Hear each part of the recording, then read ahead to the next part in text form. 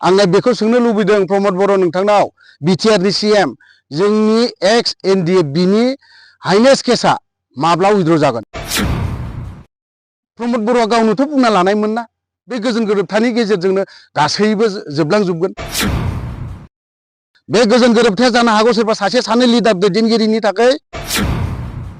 जोंनि दिनै केबिनेट मन्त्रि इउजि ब्रह्म बिथाङा बुंदोंमोन जोंखौ फोथायनानै आबसुखौ फोथायनानै रन्जन दैमारियाबो मेगन मेसेबनानै सागान होदोंमोन। एक्स एनडिएफबिखौ फोथायनानै एक्स एनडिएफबिनि फेमिलिखौ फोथायनानै आरो जेसेबां जोंनि बर' रायजो राजाफोर दङ बिथांमोनखौ फोथायनानै एक्स एनडिएफबिफोरखौ हाइनेस केस उइद्र खालामनानै होदो इउजि ब्रह्म। बेजों लोगोसे जोंनि दैदेनगिरि फाउन्डार रन्जन दैमारि सार बेखौबो मेगन मेसेबनानै नोंथांमोना उदां खालामनानै होदो। बाद बाखि जों दावराव दावसिखौ जोंबो लुबैया। समनि रादाब निउस पर्टेल बिथांमोनखौ हामबाय होननानै बुंदों। बाथ्राया जों दिनैहाय केसनि खेथ्रआव माखासे ओरैबायदि जाल्ला जागासिनो दङ माने जोंनिया थांनाय 19 तारिखआव जानुवारि 19 तारिखआव आंनिबो मोनसे केस दंमोन हाइनेस केस बेखौ गानानै थांखांबाय आरो दा नेक्स्ट नैबे जों फेब्रुवारिनि 19 तारिखआव जों कर्ट गाहैबावनो गोनां जादों।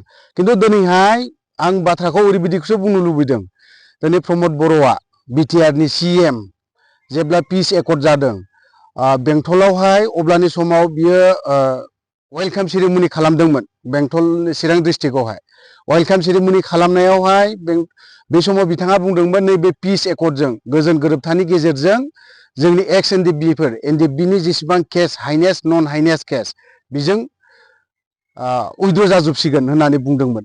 जोंबो मानिदोंमोन। दिनै बोसोरथाम बारलांबाय दिनै हाइनेस केसा दिनैसिमबो जुदि कर्टआव जुदि थांबाय थानांगौ जायोब्ला होमबा मा जागोन?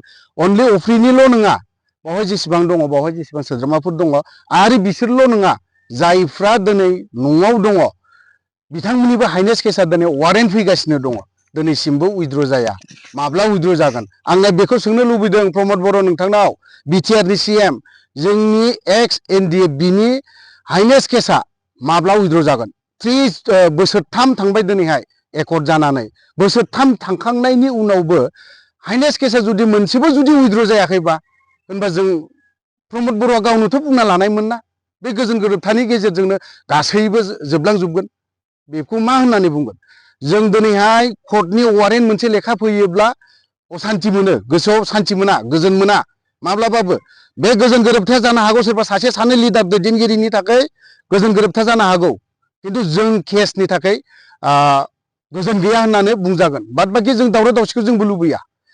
थ' दिनैहाय आरोबाव मोनसे खोथायाव जोंनि दिनै केबिनेट मन्त्रि इउजि ब्रह्म बिथाङा बुंदोंमोन जोंखौ फोथायनानै आबसुखौ फोथायनानै रन्जन दैमारियाबो नैबे सागानाव मेगन मेसेबनानै सागान होदोंमोन।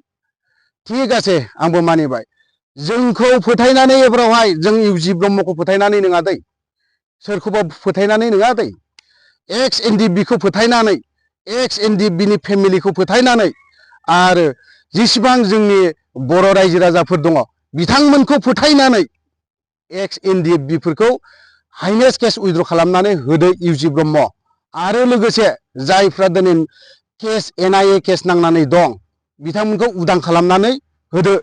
बेजों लोगोसे जोंनि दैदेनगिरि फाउन्डार रन्जन दैमारि सार बेखौबो मेगन मेसेबनानै नोंथांमोना उदां खालामनानै होदो। जों बेखौल' लुबैगोन।